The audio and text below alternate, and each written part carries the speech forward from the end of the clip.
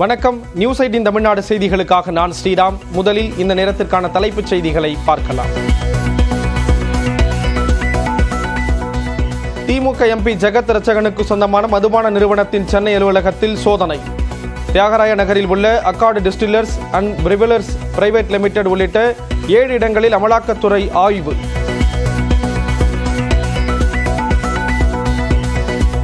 சென்னையில் டாஸ்மாக் தலைமை அலுவலகத்தில் அமலாக்கத்துறை சோதனை.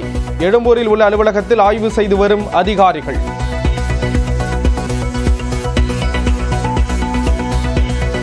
தமிழ்நாடு முழுவதும் 25 இடங்களில் அமலாக்கத்துறையினர் சோதனை. கரூரில் அரசு ஒப்பந்ததாரர் MCS சங்கர் உள்ளிட்டோர் தொடர்புடைய இடங்களில் நடவடிக்கை.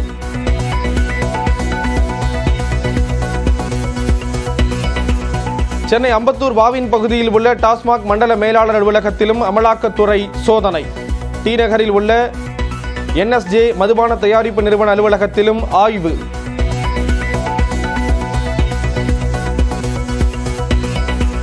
சென்னை மண்ணடியில் உள்ள SDPI கட்சியின் தலைமையகத்தில் அமலாக்கத்துறையினர் சோதனை. அலுவலகத்திற்கு வெளியே போராட்டத்தில் ஈடுபட்ட தொண்டர்கள்.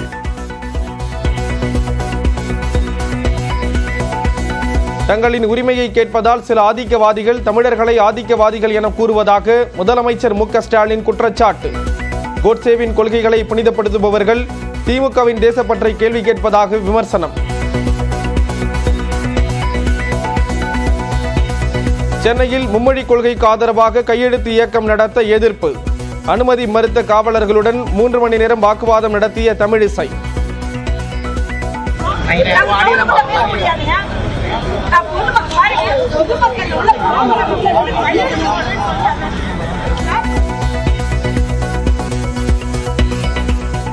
தமிழிசையை கண்டித்து போட்டி போராட்டத்தில் ஈடுபட்ட திமுகவினர். மும்மொழி கொள்கைக்கு எதிராக முழக்கம்.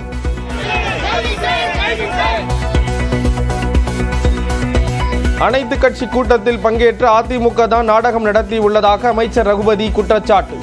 திமுக நாடகம் நடத்துவதாக கூறிய ஜெயக்குமாருக்கு பதிலடி.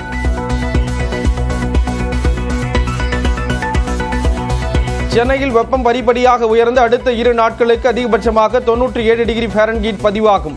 அடுத்த 5 நாட்களுக்கு ஓரிரு இடங்களில் அதிகபட்சமாக 3 டிகிரி செல்சியஸ் அளவுக்கு வெப்பநிலை உயரும் என வானிலை மையம் கணிப்பு.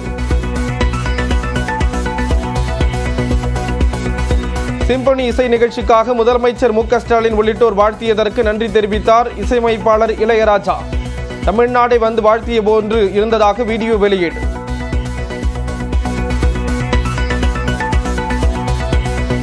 ரவுடியும் பாஜக நிர்வாகியுமான படப்பை குணா மீண்டும் கைது.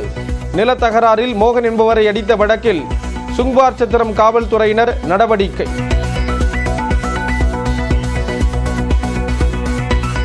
நான்காயிரம் உதவி பேராசிரியர் பணியிடங்களை ஜூன் மாதம் நிரப்ப நடவடிக்கை. உயர்கல்வித்துறை அமைச்சர் கோவி செழியன் தகவல்.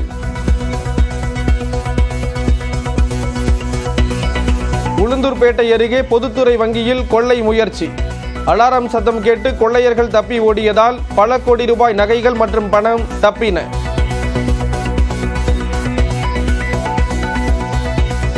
ஆந்திர பிரதேசத்தில் மாமியாரின் 50வது பிறந்த நாளை கோலாகலமாக கொண்டாடிய மருமகள். 1 கோடி ரூபாய் மதிப்பிலான நகை மற்றும் பரிசு பொருட்களை வழங்கி உற்சாகம்.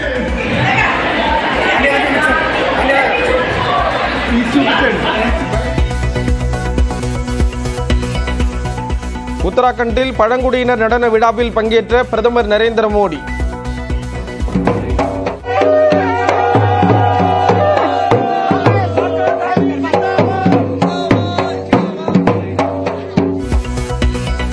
வாகன பேரணி மற்றும் மலையேற்றத்தையும் தொடங்கி வைத்தார்.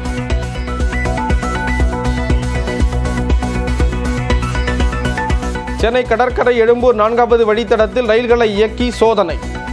மார்ச் 10ஆம் தேதி முதல் விரைவு ரயில்கள் இயக்கப்படும் என ரயில்வே அதிகாரி பேட்டி. திருப்பதியில் பக்தர்களுக்கு இலவச உணவுடன் மசால் வடை அறிமுகம். தினமும் சுமார் 35,000 மசால் வடைகள் வழங்க திட்டம்.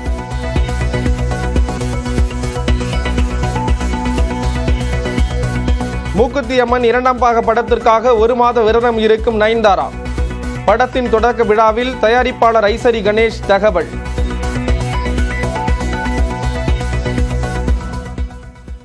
திமுக எம்பி ஜெகத் ரட்சகன் அலுவலகம் உள்ளிட்ட இடங்களில் அமலாக்கத்துறை அதிகாரிகள் சோதனை மேற்கொண்டு வருகிறார்கள். தமிழ்நாட்டில் சென்னை, கரூர் உள்ளிட்ட 25 இடங்களில் அமலாக்கத்துறை அதிகாரிகள் சோதனை நடத்தி வருவதாக தகவல் வெளியாகியிருக்கிறது. சென்னை பாண்டி பஜார் திலக் தெருவில் உள்ள திமுக எம்பி ஜெகத் ரட்சகனுக்கு சொந்தமான மதுபான நிறுவன அலுவலகத்தில் அமலாக்கத்துறை அதிகாரிகள் சோதனையில் ஈடுபட்டுள்ளனர். மொத்தம் 5 அமலாக்கத்துறை அதிகாரிகள் ஆயுதம் ஏந்திய காவலர்கள் உதவியுடன் சோதனையில் ஈடுபட்டுள்ளனர். அதேபோல் எழும்பூரில் உள்ள தமிழ்நாடு வாணிப கழகமான டாஸ்மாக் தலைமை அலுவலகத்தில் 2.5 மணி நேரமாக அமலாக்கத்துறை அதிகாரிகள் சோதனை மேற்கொண்டு வருகிறார்கள். டாஸ்மாக் அலுவலகத்தில் உள்ள 20க்கும் மேற்பட்ட அதிகாரிகளிடம் அமலாக்கத்துறை அதிகாரிகள் விசாரணை நடத்தியதாக கூறப்படுகிறது. இது தவிர சென்னை அம்பத்தூர் பாவின் பகுதியில் உள்ள டாஸ்மாக் மண்டல மேலாளர் அலுவலகத்திலும் அமலாக்கத்துறை சோதனை நடைபெற்று வருகிறது.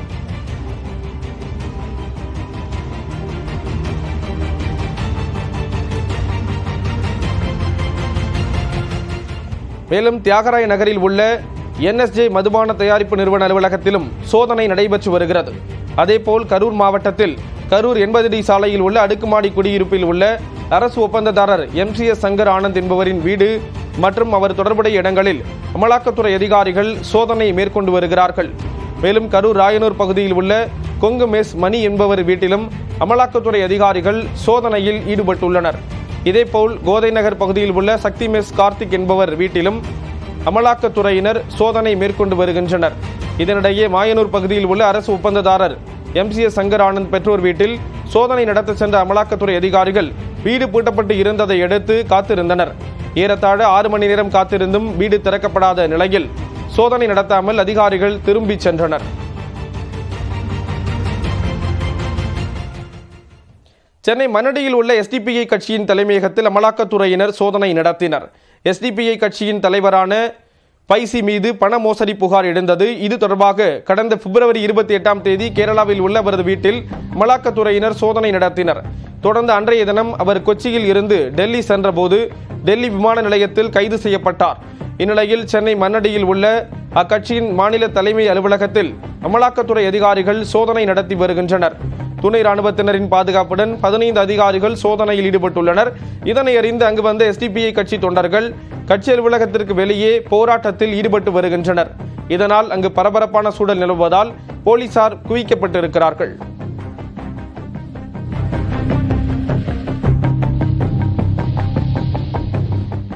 விருகம்பாக்கத்தில் அனுமதியின்றி கையெழுத்து இயக்கம் நடத்திய பாஜக மூத்த தலைவர் தமிழிசை சவுந்தரராஜன் சுமார் 3 மணி நேரமாக கைதாக மறுத்து போலீசாருடன் வாக்குவாதத்தில் ஈடுபட்டார்.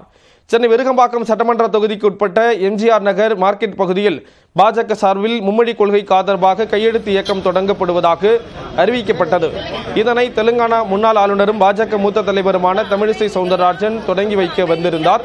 அப்போது சட்ட ஒழுங்கு பிரச்சனை ஏற்படும் என கூறி காவல்துறை இவர்களுக்கு அனுமதி தர மறுத்தது. அங்கு போலீசார் குவிந்த நிலையில் அவர்களுடன் தமிழிசை நீண்ட நேரம் வாக்குவாதம் செய்தார். நாங்க அமைதியா பண்றது நீங்க தான் இப்ப நீங்க கலவரமாக்குறீங்க. நான் சொல்றேன், என்ன சுத்தி இவ்வளவு பேர் ஏன் நிக்கிறீங்க? நான் யாரு இல்ல தீவிரவாதியா? எதுக்கு நிக்கிறீங்கன்னு நான் கேக்குறேன். எங்க இது MGR நகர், நான் இந்த ஏரியால 40 வருஷமா இருக்கேன். அந்த பிளாட்ஃபார்ம்ல நான் சுமார் 3 மணி நேரமாக போலீசார் மற்றும் தமிழிசை சவுந்தரராஜன் இடையே வாக்குவாதம் நடந்தது.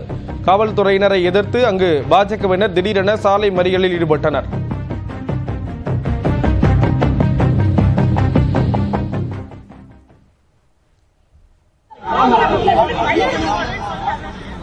பின்னர் அனுமதியை மீறியவர்கள் பொதுமக்களிடம் கையெழுத்துக்களை பெற்றனர். இந்நிலையில் அங்கு வந்த திமுகவினர் மும்மொழி கொள்கையை எதிர்த்து போராட்டத்தில் ஈடுபட்டனர். மேலும் தடையை மீறி கையெழுத்து பெற்ற தமிழிசையை கைது செய்ய அவர்கள் வலியுறுத்தினர்.